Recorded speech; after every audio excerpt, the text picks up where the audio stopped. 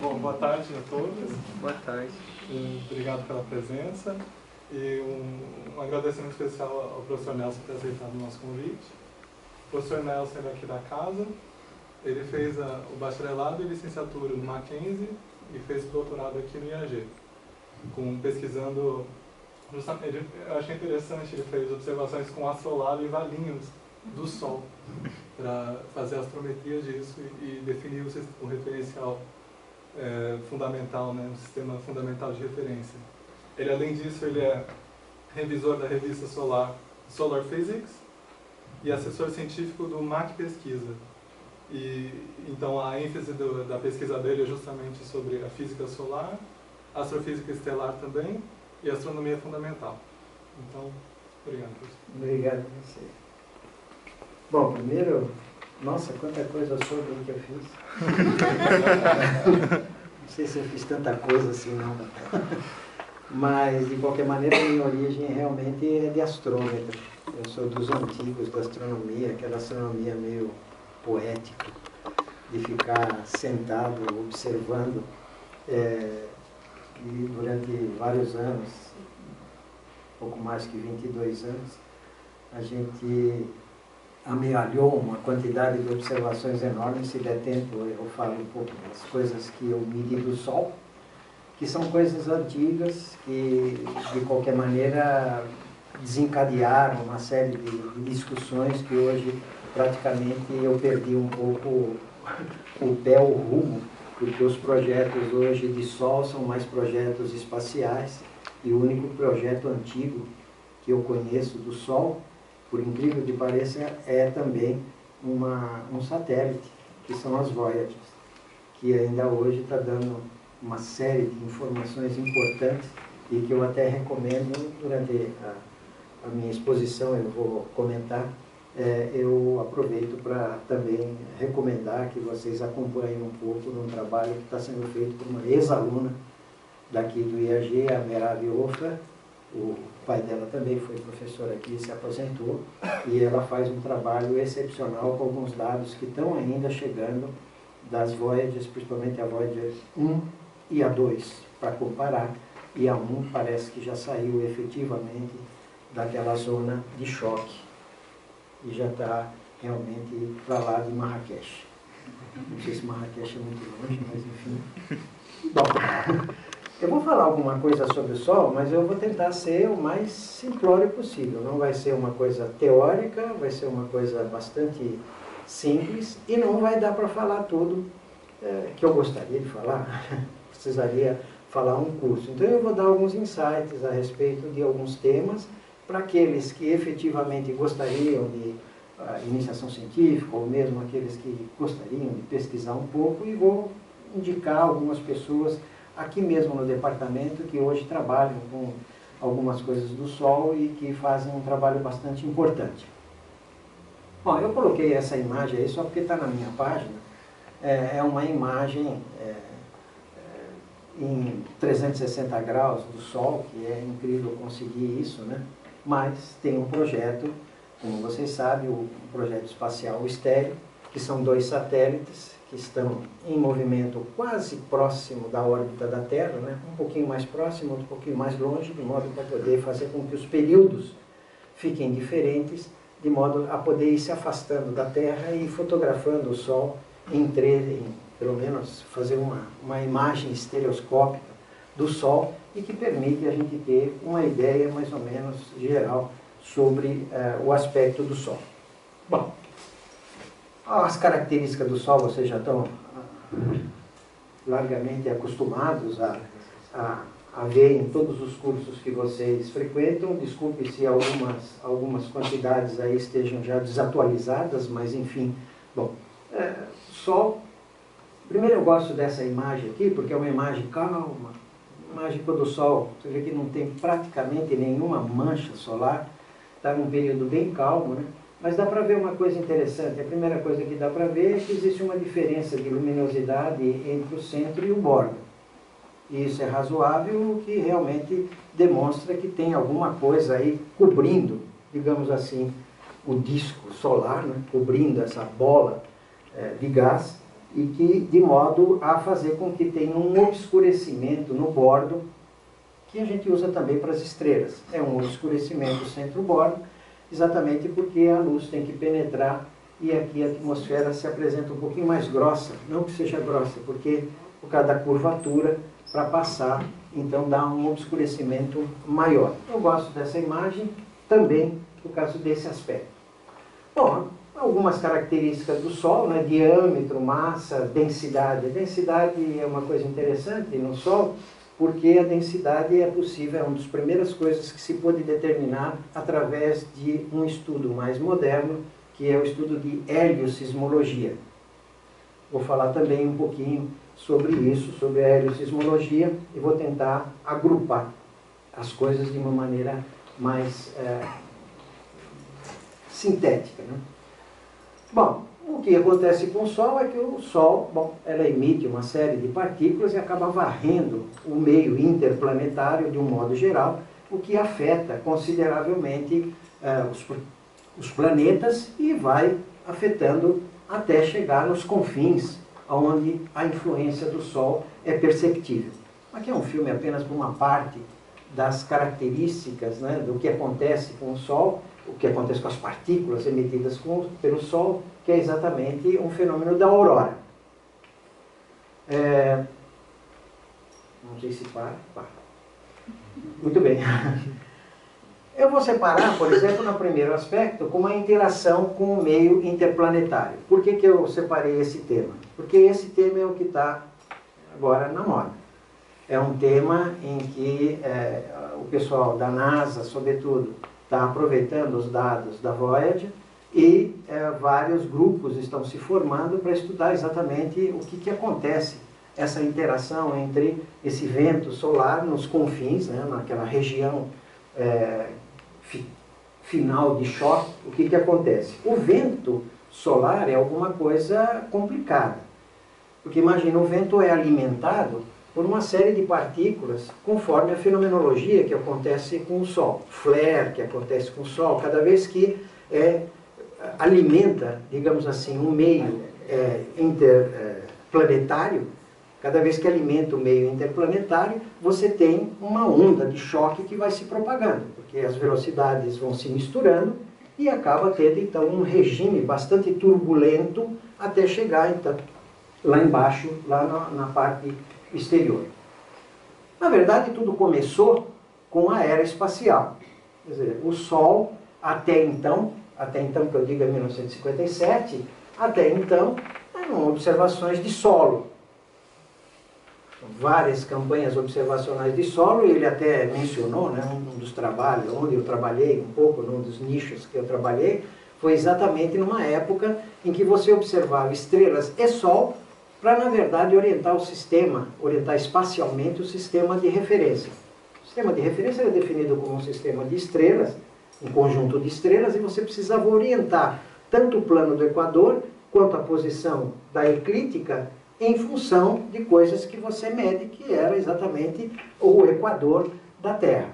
E isso foi um trabalho feito exaustivamente pelos americanos, russos principalmente, que fizeram várias medidas, e o problema é que, ao mesmo tempo que observavam as estrelas e o Sol, foram acumulando uma quantidade de observações enorme do Sol.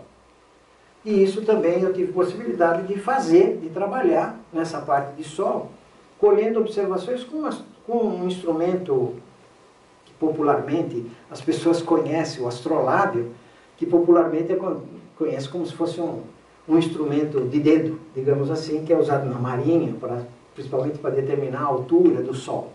E que, na verdade, existe um instrumento grande, um instrumento semi-portátil, digamos assim, e que, na verdade, serve para monitorar a rotação e o movimento do polo da Terra, através de observação de estrelas.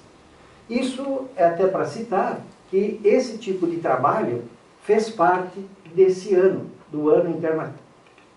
Quer dizer, um ano que tem 15 meses, mas enfim, um ano geofísico internacional, que foi definido em 1957, porque havia uma certa necessidade de fazer um programa com mais ou menos uma pauta que fosse estudar a aurora, raios cósmicos, geomagnetismo, glaciologia, a gravidade, ionosfera, determinação da latitude e longitude, é aí que os velhos como eu entrou, para determinação de longitude da Terra, meteorologia, sismologia, atividade do Sol e atmosfera superior. Não se conhecia nada disso.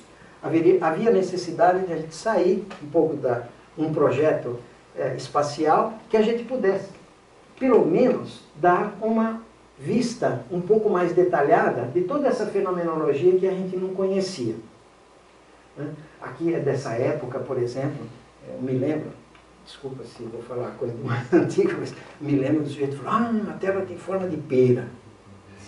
Na época que achava-se que a Terra tinha forma de pera, ou coisa desse tipo, porque foram as primeiras medidas do espaço que se teve, então imaginava-se, né? E, na verdade, a Terra é achatada, é o contrário. Mas, de qualquer maneira, esse projeto, os americanos, como são sacana, né, eles já sabiam o que eles queriam. Eles, na verdade, queriam lançar um primeiro satélite deles, que eles já haviam feito várias experiências, né? Em 1953, os americanos já tentaram lançar foguetes com 2 estágios, porque sabia que um estágio só não ia conseguir alcançar a velocidade de escape. Já fizeram várias manobras e tentaram de qualquer maneira. Com esse ano geofísico internacional, eles pretendiam fazer uma festa de artifício, de fogos de artifício, e lançar o primeiro foguete espacial. E vocês já sabem a história. Obviamente os russos saíram na frente e, sem avisar absolutamente ninguém, eles conseguiram lançar o primeiro, e não obstante o primeiro, lançaram o segundo também, Sputnik, que fez com que os americanos, de uma certa forma, tentassem apressar um pouco o projeto deles, que era, na verdade, lançar o Vanguard. E esse asterisco aqui significa que virou fogos de artifício mesmo. Foi o primeiro lançamento e não conseguiu lançar, e aí importaram essa turminha aí, esse aqui é o Von Braun, né? Importaram para fazer o foguete. Olha o tamanho do foguetinho, é bem pequeno. Esse cidadão aqui é o Pickering, que foi um dos idealizadores do projeto, e esse daqui é o Van Halen, que já sabia o que ele queria. Quer dizer, ele queria um satélite que pudesse voar e que pudesse medir os cinturões de Van Halen, ficou batizado com o nome dele, que era exatamente aquelas partículas aprisionadas no campo magnético da Terra, e queria saber mais ou menos de quanto era a intensidade dessas partículas, para saber se aquilo poderia representar um pequeno problema para a era espacial. E eu posso antecipar a vocês que realmente causou um problema, porque vocês devem saber a história do Hipparcos, um dos satélites mais interessantes, ou pelo menos hoje tem o Gaia, mas na época, um pouco atrás, foi lançado o Hipparcos. O Hipparcos teve um problema no lançamento, que o foguete de direcionamento não funcionou e acabou passando por essas regiões e acabou ficando com uma órbita inadequada, de modo a provocar um gap nos dados e que depois teve consequências um pouco mais lá para frente. Mas a história, mais ou menos, que eu acho interessante, é essa. É de que os russos conseguiram lançar o Sputnik deles, e apenas para comparação, né, vocês viram o foguetinho, ele segurando o foguetinho, né, que tinha o payload, era muito leve. Os russos já tinham lançado alguma coisa de uma quantidade, uma massa enorme de peso, que tinham conseguido bastante sucesso. De qualquer maneira, o que mais interessava era exatamente conhecer o que ocorria no campo magnético da Terra, que é praticamente prensado, né, contra o fundo, dando um aspecto mais ou menos alongado para essa parte do lado de cá. E o que representava, em termos de medidas, o que representavam as partículas que estavam aí? Bom, esses cinturões, como curiosidade, né, vários projetos que tentaram, o primeiro projeto que o Van Halen fez, que atravessou esses cinturões aí, ele botou, só para vocês terem uma ideia, a medida foi feita com um contador Geiger. E a primeiro que passou ali, saturou, óbvio. Já passou, saturou logo, não teve medida nenhuma, teve tudo medida saturada.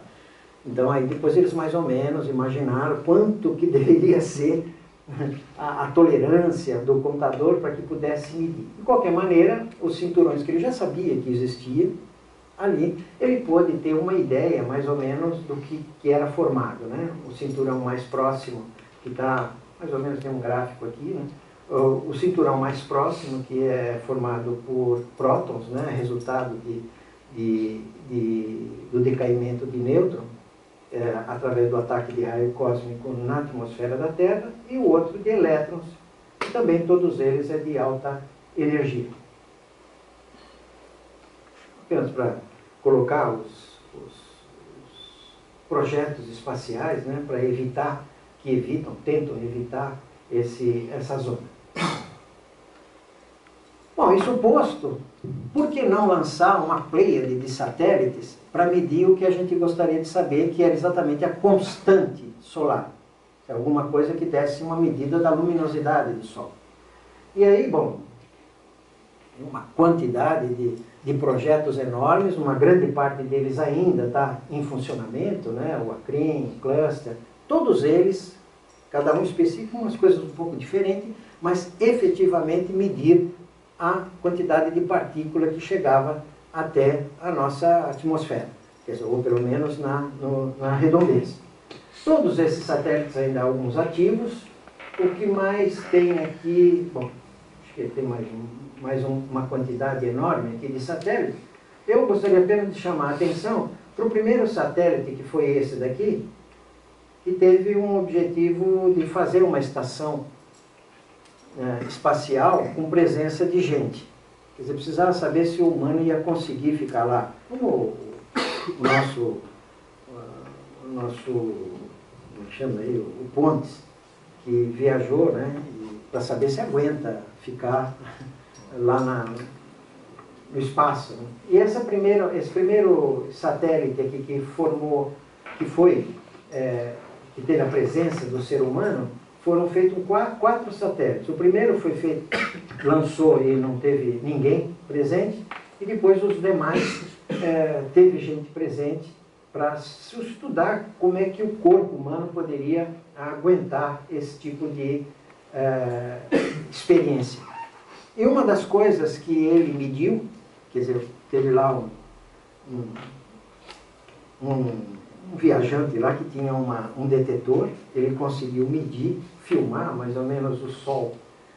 Você vê que trepida pra caramba, né? Ele fez mais ou menos segurando o aparelho e descobriu uma coisa. Claro que isso aqui é em raio-x, claro. Bom, é em raio-x, né? Não tem muito sentido a gente sair da atmosfera para medir alguma coisa no visível, né? O visível já basta que ele está aqui.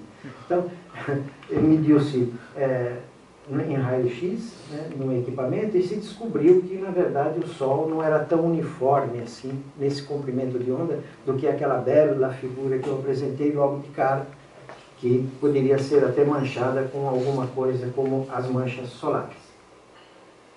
Todos aqueles satélites produziram curvas que deram a irradiância total medida. Todos eles estão mais ou menos defasados, depende de um valor padrão. De qualquer maneira, se a gente juntar esses dados todos, a gente vê que a constante solar ela tem uma bela variação. E aqui começa mais ou menos o que eu gostaria de comentar. Em contrapartida, a constante solar, essa variação, né, que apresenta a constante solar, começa a ter uma ideia de por que não olhar alguma fenomenologia que acontece com o Sol para ter alguma relação com essa constante solar, ou pelo menos com essa constante, com essa variabilidade. E para isso, então, além de, foi lançado, mas eu queria só marcar mais dois satélites. Um é o Ulisses, um satélite que já está morto, e que foi um satélite, todos eles olham o Sol no Equador, praticamente. Todos são lançados e ficam olhando o Equador. O Ulisses foi o único satélite que deu a volta por cima do Sol. Só que custou-lhe muito caro, porque para dar a volta em cima do Sol, a sua órbita teve que passar por Júpiter. se lançou até Júpiter. No Júpiter teve a manobra para inverter a órbita para passar em cima do Sol.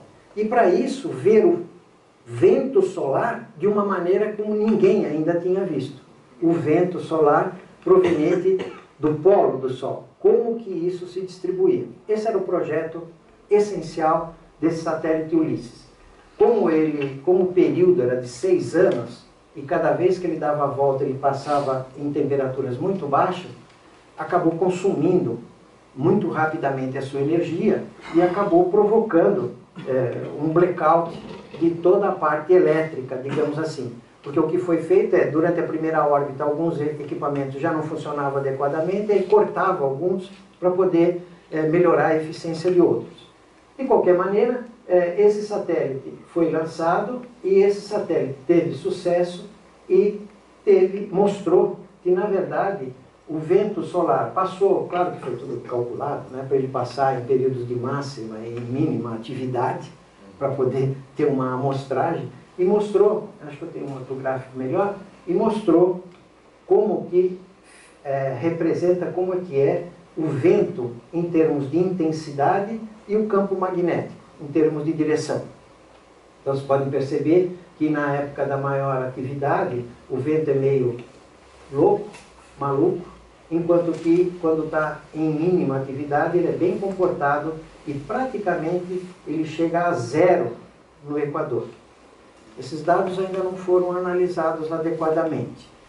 Eu não sei por que ainda os projetistas, ou pelo menos quem explora, eles ainda estão analisando, e todos os relatórios que eu li só mostram essa curva aqui. Ainda não tem, digamos assim, uma utilização mais a miúde das coisas. Mas, de qualquer jeito, o propósito foi enorme e o sucesso evidente. Realmente ele conseguiu passar, pelo menos em 2 períodos, e depois de 6 anos, aí acabou, morreu. O sistema solar, principalmente nos planetas externos, e acabou sendo desviado, digamos assim, por uma investigação científica que ficou limitado, digamos assim, ao campo magnético, partículas de alta e baixa energia, plasma, raios cósmicos e as ondas de plasma que acabam tendo informação nos confins do nosso sistema solar. É impressionante porque os satélites foram lançados em 1977 e agora é que estão, então, mais ou menos a 110, mais do que 110 unidades astronômicas do nosso Sol.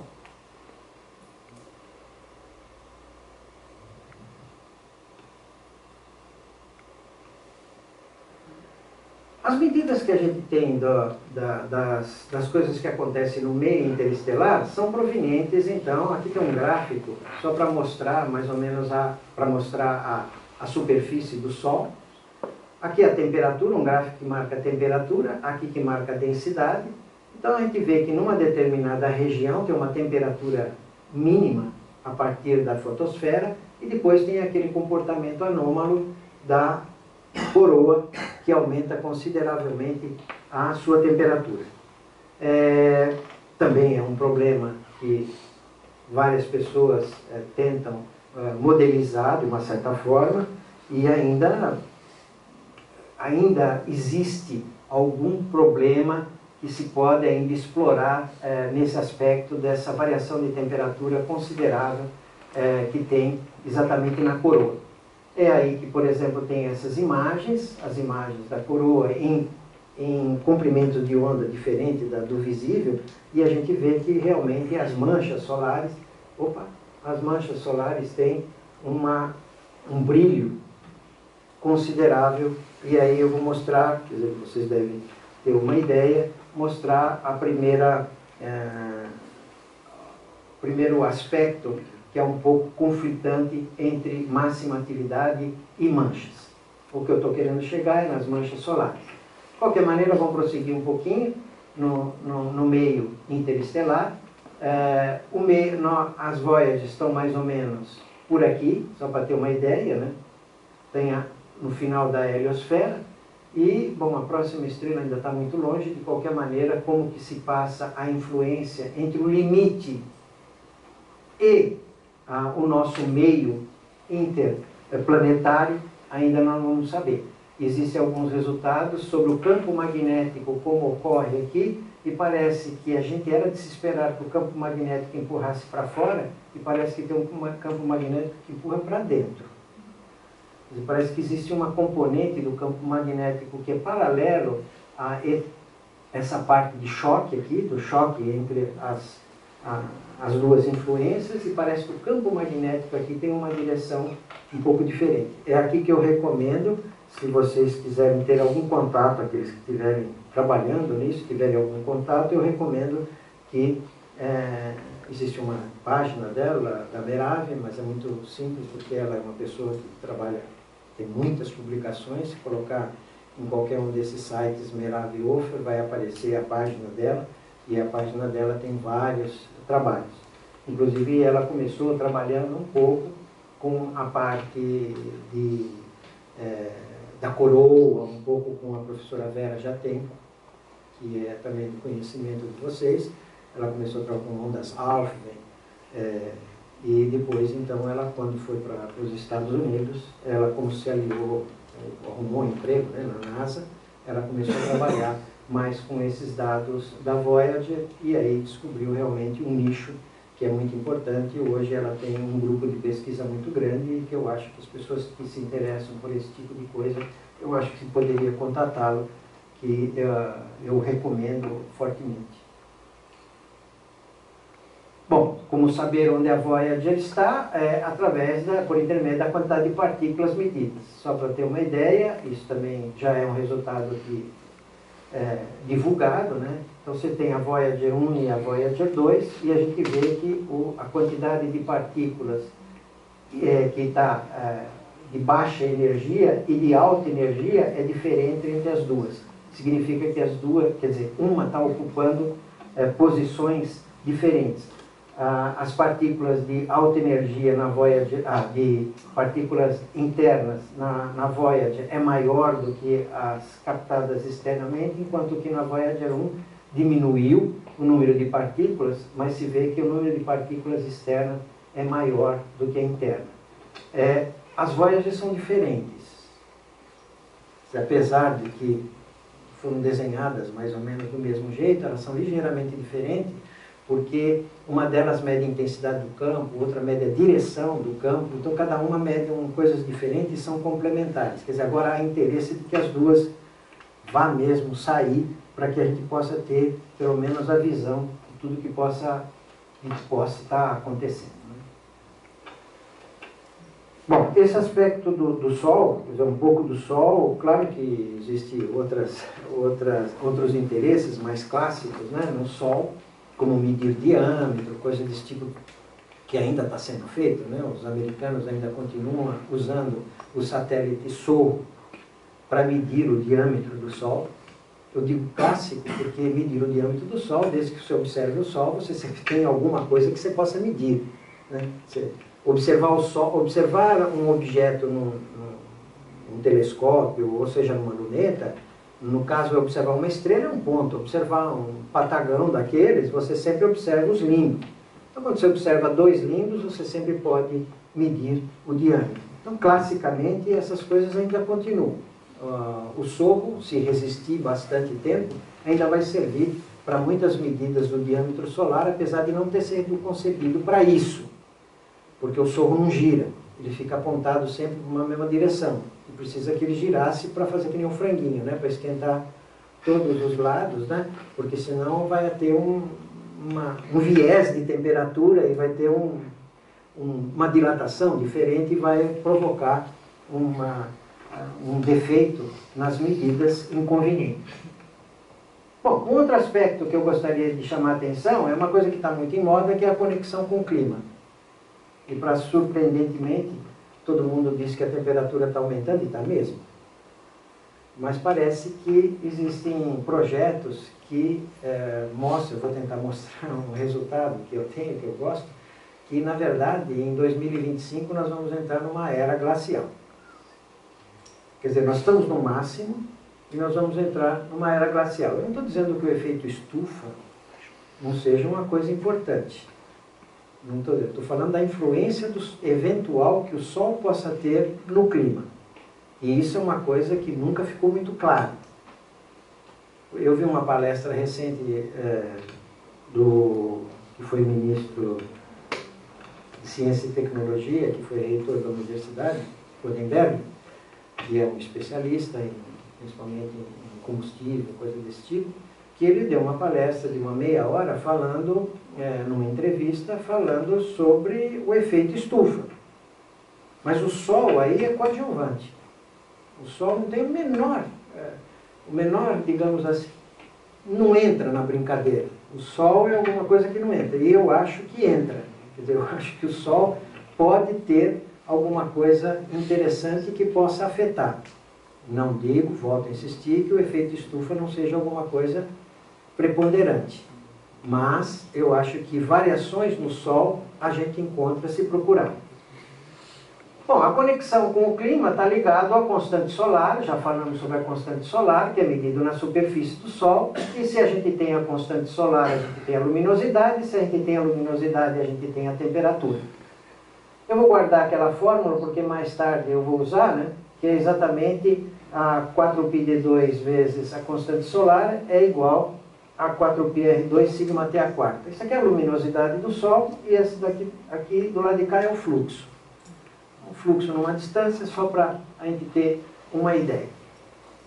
Bom, que relação tem a constante solar com as manchas?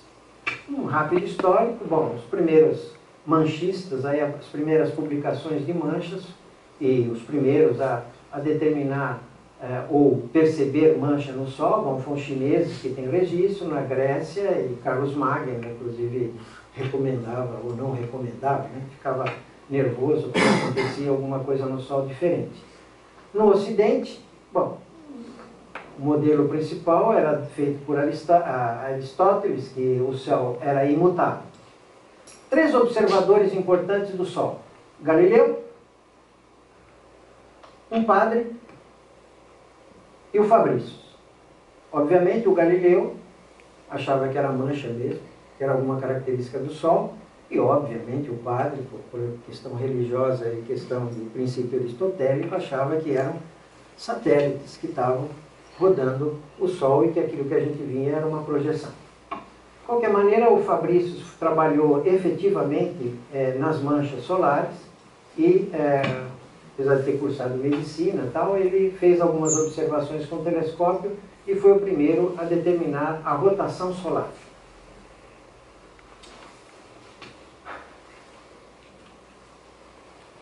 Os interessados nas manchas, de organizar, foi um farmacêutico, não sei porquê. É verdade que vários médicos às vezes, perguntam sobre a atividade do Sol e tal. Deve ter alguma relação com câncer ou coisa desse tipo, de pele, mas como eu não sou especialista, não entendo, mas parece que existem pessoas que estão interessadas em tentar relacionar alguma coisa que acontece com a atividade solar, manchas, com eventual problemas médicos. Bom, Rudolf Wolff foi o que introduziu um mecanismo para contar as manchas. É complicado contar manchas, né? Aliás, no IAG teve uma equipe que ficou anos contando as manchas solares para ter uma ideia de como que isso variava. E o Humboldt que fez as tabelas. De qualquer jeito, o Wolff foi que recuperou os dados de registros, aqui de 1850 em diante, né? É verdade que o Galileu usava olhar o Sol com o olho nu já há muito mais tempo do que isso. De qualquer maneira, não é muito bonito esse gráfico, mas de qualquer maneira isso representa o número de manchas no decorrer do tempo. Eu juntei aqui as duas coisas, né? O número de manchas desde 1600, desde o seu Galileu aqui, alguma coisa que pudesse ser recuperado. Claro que tem outros meios de se recuperar a influência do Sol sobre a Terra. Depois, os tais dos mínimos de Maunder e Dalton. E uma coisa interessante é que a pequena idade do gelo vai de 1500 a 1850, e se eu colocar mais uns 400 anos aqui, talvez a gente tenha uma outra idade começando a partir de 2015, 2020, mais ou menos. Bom, mas isso é meramente especulativo. Aqui está aquele gráfico feito por satélite, e aqui estão os dois. Esse, com a atividade do Sol, apenas pegando alguns períodos, né? Ciclo aqui é o quanto que varia, é o intervalo de tempo em que varia. Aqui está o ciclo, e aqui está as manchas. Estão as manchas. A média anual. Tá? Aqui parece ter uma incoerência. Porque quando a irradiância constante solar é máxima, as manchas também. Eu esperaria o contrário, mas enfim, o Sol sabe o que faz. Eu esperaria que quando tivesse muita mancha, diminuísse a luminosidade. Mas vamos ver se isso funciona mesmo. Bom, a radiação solar, ela tem praticamente duas componentes. Ela tem uma componente constante, que interessa aquela variação que tem. E apenas para a gente ter uma ideia de como é que é essa variação, a gente sempre passa mal nas coisas, né? Como a gente tem muitos dados na parte óptica, é onde tem a maior intensidade de radiação do Sol. Tem até um gráfico aqui só para mostrar, eu sei que vocês sabem, mas só para mostrar, isso aqui é um esquema dessa curva aqui, semelhante a um corpo negro, digamos assim. Então eu tenho uma parte que eu considerei ultravioleta e outra parte que eu considero infravermelha. Você tem uma quantidade de radiação, uma certa energia aqui na área, e tem a parte óptica. E a variabilidade do Sol, o Sol é muito mais variável na parte ultravioleta e principalmente no rádio, do que praticamente na parte óptica. Infelizmente os dados que a gente tem é na parte óptica. Aqui eu pus um gráfico, depois vocês peguem esses gráficos aí na internet, e eu vou colocar, disponibilizar esse conjunto de dados aqui. Aqui vocês têm, só para ter uma ideia, aqui tem a parte de... não consegui ler ali. Aqui é a parte do fluxo rádio. Aqui é a parte... Nossa, como está ruim. São os flares em fluxo rádio. Eles se caracterizam pela energia, né? Aqui está a irradiância total. E aqui são coisas geomagnéticas que podem ocorrer também aqui na Terra. Então, só para juntar, né, tudo isso. As fontes de variabilidade do Sol, bom, tem a atividade solar que se origina de um fluxo magnético causado por um dínamo, não falei isso, mas nós vamos falar agora rapidamente quando surgir as manchas, causado por um dínamo gerado na parte inferior da zona de convecção, que está a mais ou menos 0,7 do raio solar. E temos aqui uma representação do Sol, e eu não sei por que tem aquela casinha lá. Mas vamos ver o que é aquela casinha. Já curiosidade, vamos ver o que tem aqui. Pois é. Então, é a geração de energia que tem no Sol. Vou voltar vamos ver se eu consigo voltar. Não, não consigo voltar. No centro do Sol, você vai ter, então, mecanismos de geração de energia que se propagam através do Sol até chegar na sua superfície. Vários mecanismos. Primeiro, a energia em si pode ser produzida por uma cadeia de próton-próton ou um ciclo CNO. A diferença fundamental é que aqui já tem que ter o carbono, aqui você basta ter os prótons.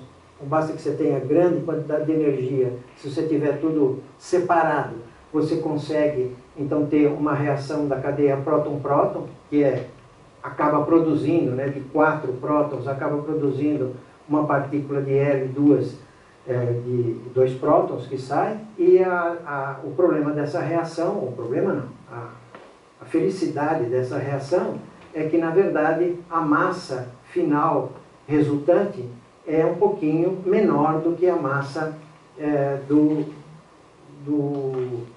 do que causou essa reação. O que significa que você pode utilizar essa variação de massa para produzir a energia necessária se você usar, então, a fórmula E igual a mc2.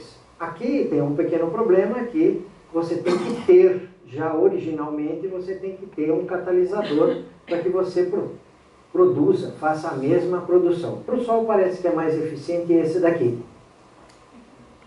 Então, significa fundamentalmente que é isso, né? Que é uma balança apenas para representar, e você tem, por exemplo, o delta de massa da ordem de 7 milésimos. Quer dizer, 1 grama de hidrogênio transmuta-se em hélio e perde cerca de 7 milésimos de grama. E esses 7 milésimos de grama, você consegue converter essa massa, levando em conta o quanto vai perder, né, a massa, você consegue ter a duração de vida do Sol. Eu coloquei aqui, só para homenagear, né, esse a gente conhece, né, o Schumer, que trabalhou junto com, que é o Schenck, trabalhou junto com o Chandrasekhar em 1942 e que fez um trabalho sobre a eficiência dessa reação próton-próton. Tem uma certa eficiência, não vai queimando sempre, tem um certo valor a partir do qual ela para. Opa, voltou a casinha. Vou voltar rapidamente aqui. Muito bem. Então, o esquema do Sol é que você tem um núcleo. No núcleo é onde existe a reação nuclear, a fusão nuclear. Ela gera uma certa quantidade de partículas e esses fótons vão passear por uma região que é chamada de região radiativa do Sol, onde o fóton que sai daqui vai passar e até chegar na superfície do Sol vai demorar um tempinho. Isso é muito ruim, porque a gente acaba não sabendo o que ocorre com o Sol. Acontece que nessa reação que tem aqui, com o subproduto, tem também uns bichinhos chamados neutrinos, e esses bichinhos é muito mais esperto do que esses fótons que saem daí. E esses bichinhos saem rapidamente daqui praticamente toda essa atmosfera, toda essa parte radiativa não afeta em nada o seu movimento, ele passa rapidamente, enquanto que o fóton fica dando pancada aí, até que diminua a energia suficientemente até que possa sair. Demora aí uns 10 a 6 anos, mais ou menos, para esse fóton sair daí. Isso significa que a luminosidade que a gente vê aqui já é uma informação antiga em relação ao Sol. E a gente gostaria, na verdade, de ter uma ideia um pouco mais fresca das informações. E isso só seria possível se a gente controlasse esses impiedosos neutrinos que, por não terem dificuldade em passar o Sol tranquilamente, a gente tem uma tremenda dificuldade de medi-los aqui, de parar. Quer dizer, é o mesmo problema do livre caminho médio, ou do coeficiente de impacto dele, que praticamente é zero. Aqui existem várias reações, vários processos físicos ocorrendo, que são várias interações entre os fótons, entre energia, que tem aí várias até esfriar o suficiente. E dessas quantidades de pancada que vai tendo aqui, essa tem um gradiente de temperatura que vai diminuindo e ele vai chegando a uma região onde esse processo de radiativo passa a ser um processo convectivo. Isto é, passam a se juntar e aqui tem um movimento, que é um movimento mais conjunto, que acaba gerando um movimento de partículas elétricas, e essas partículas elétricas são os responsáveis por praticamente formar um campo magnético. Você tem um movimento de partículas elétricas, você tem uma corrente, e a corrente vai formar um campo magnético. Outra vez, aqui existe no departamento os especialistas que estão trabalhando bastante atualmente nisso, que é a professora Elizabeth Gouveia, que tem vários trabalhos na área, inclusive na parte do dínamo, que é exatamente o gerador aí desse campo magnético presente no Sol. Bom, lembra que a mancha solar afeta a irradiância do Sol.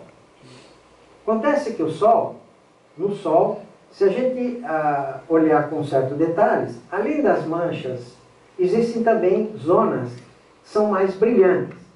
E a gente imagina que, como essas são temperaturas mais baixas, daqui devem ser temperaturas mais altas. Primeiro,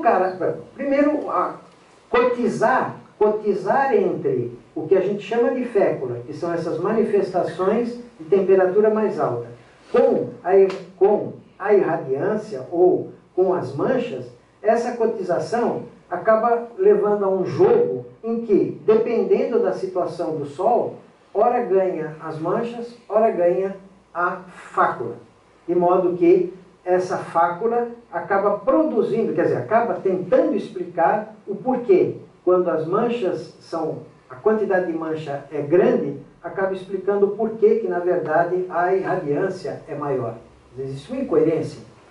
Se você diminui estou falando no visível, se você tem várias manchas, então deve ter muito mais radiação em outros comprimentos de onda que afetam consideravelmente, apesar de que lembra no gráfico que a luminosidade, maior contribuição, é dada na contribuição é um caráter magnético, e o caráter magnético das manchas é determinado por um efeito chamado efeito Zeeman. O efeito Zeeman, o que faz é fazer um split de uma linha. Isto é, quando você faz a espectroscopia de uma determinada região, seja do Sol, seja de estrela, aliás, a gente gostaria muito que as estrelas apresentassem o efeito Zeeman, mas não apresentam. Porque se apresentasse o efeito Zeeman, a gente poderia dizer que as estrelas são todas magnetizadas, todas têm campo magnético, a gente podia medir o campo magnético, só poucas estrelas a gente consegue notar a presença. Eu gostaria, por exemplo, que as estrelas B, que são estrelas extremamente quentes, eu gostaria que elas apresentassem um efeito Zeeman. Eu precisava medir, você mede a polarização, né? Mas a polarização que a gente mede é aquela polarização onde você tem no meio, você tem lá uma poeira, digamos assim, é por reflexão. E eu gostaria de medir a polarização intrínseca do objeto.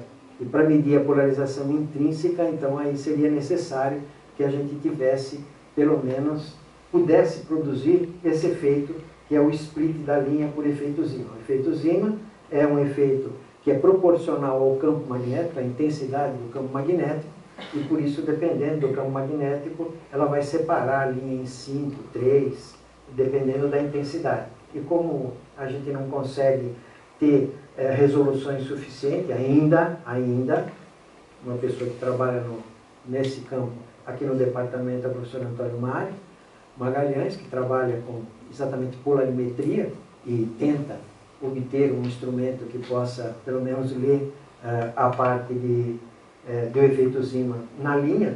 Então, de qualquer maneira, com o Sol, como o Sol está aí próximo e tem um campo magnético razoável que dá para ler, tem um filminho também que eu esqueci de trazer, mas você tem um filminho que você passa o espectrógrafo, né, a fenda do espectrógrafo, você passa pela mancha, você vê a linha se separar,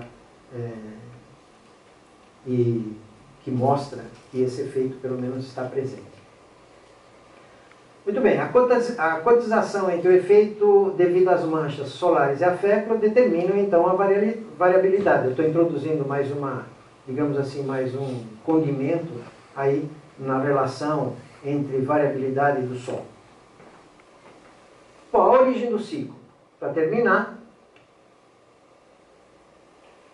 bom, na fotosfera, a origem do ciclo de manchas, ela é dado através, a mancha é formada através da erupção do campo magnético, se é que eu posso dizer uma coisa dessa, né?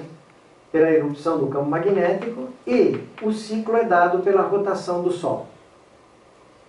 O Sol, como vocês sabem, o Sol tem uma rotação diferencial, isto é, a barriga, como é grande, gira, não é como é grande, a barriga gira mais rápido que a cabeça, né? Acho que ele não pensa direito, então a cabeça gira mais devagar do que a barriga, e faz com que o campo magnético, que é formado naquela região, que é chamada de tacoclina, aquela região interna, a 0,7 mais ou menos do raio solar, que é a região de convecção, acaba se entortando e acaba produzindo efeitos, quando acaba saindo, acaba produzindo efeitos de mancha.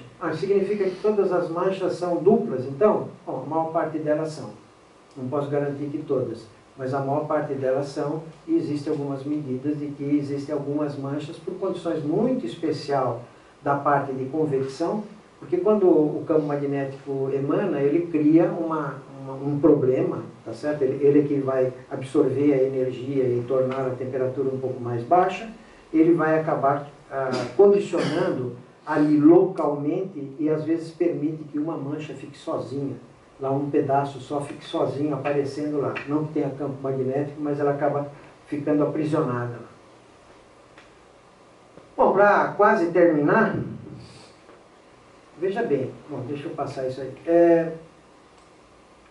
Falar sobre o Sol, quer dizer, até agora eu só falei coisa mais ou menos clássica e dei algumas indicações. A coisa que eu gosto mesmo chama-se heliosismologia, não vai ser hoje, que nós vamos falar sobre a heliosismologia. Eu estou até propondo um curso de heliosismologia porque eu acho que a maior parte de informação sobre o Sol vem exatamente da heliosismologia, um campo que mede as variabilidades que ocorrem no Sol, que desde 1962 foram descobertas umas certas variabilidades locais no Sol e que depois, com um projeto bem elaborado de solo, feito por um pesquisador americano, ele conseguiu mostrar que as variabilidades locais medidas, locais que eu digo essas variações de 5 minutos, que apresenta o Sol, que é característico do Sol, essa variabilidade que mostra o Sol é uma propriedade global do Sol. O que significa que provavelmente o aspecto que o Sol apresenta é devido à propagação de ondas de pressão dentro do Sol. Para terminar esse primeiro insight aqui, eu fiz questão de colocar um gráfico aí, só para mostrar que dentro desses projetos, esse projeto do Sol, é possível a gente medir a parte do campo magnético do Sol. Esse é um magnetograma do Sol estendido ao longo do tempo. Isto é, o que está mostrando aí, na verdade, é a evolução do campo magnético do Sol através das manchas. Se a gente olhar, né, ela parece que está bem, deixa eu ver se eu consigo aqui, ela está bem relacionada com esses períodos que estão aqui, que é o período médio das manchas solares. Ou se quiser, pode botar a atividade do Sol. Vocês percebam que nós estamos aí por volta dos anos de 1980, né? Eu tentei fazer mais ou menos ficar parecido, né? Acho que ficou, mas vocês podem perceber, está aqui o equador do Sol, né? Estão aqui as manchas num hemisfério, estão aqui as manchas no outro hemisfério. Aqui esse azul e amarelo é só para dizer da polaridade. Tá? O campo magnético sai de um lado, entra para o outro, é só para dizer a polaridade do campo magnético. Então você percebe que aqui está azul, aqui está amarelo, azul, amarelo, azul, amarelo, azul, amarelo. No hemisfério ao contrário, azul, amarelo, e vai continuando. Azul, amarelo, mais ou menos nesse sentido, tá? Então a gente deixa andar aí, você percebe que em 1900, mais ou menos por 85, as manchas praticamente desapareceram, né? E aí vamos passar novamente por um novo período de atividade, né? E aí vai passar por um mínimo novamente, em 1995, outro mínimo. E aqui nós temos um novo máximo no ano 2000. Agora com um pouco mais se a gente atentar um pouco mais para o gráfico, a gente vai ver que, por exemplo, partindo então de 1980, num período de máximo de manchas, 1980, nós já tínhamos lá as manchinhas todas feitas aqui, depois vamos passar para o mínimo,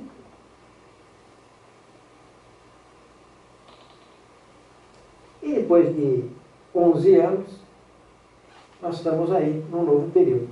E vocês devem ter notado que o azul virou amarelo e que o amarelo virou azul. Então vocês percebam que a cada 22 anos, que é o período de atividade das manchas, as manchas invertem de polaridade. E dá para ver claramente nessas figuras que no outro período lá para 2000, volta outra vez, eu acho que a ordem era azul-amarelo, se não me engano, era azul-amarelo, e no ano de 1990 passa a ser, ao invés de azul-amarelo, passa a ser amarelo, azul pela inversão do campo magnético. Será que todo mundo tem esse tipo de fenômeno? Tem, parece que tem. A Terra também tem, e outros corpos que têm campo magnético também tem. O problema é acertar o período.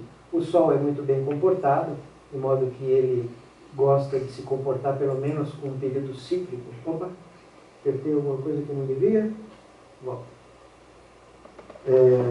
que não devia, e se vocês não ficarem chateados, eu vou parar por aqui e prometo a vocês que numa próxima edição, vai ser o ano que vem, provavelmente, se eu não me aposentar, eu vou falar sobre heliosismologia. Era mais ou menos o título que a gente pode dar para uma próxima visão sobre esses trabalhos que a gente faz. Só para completar, para que não fazer uma propaganda.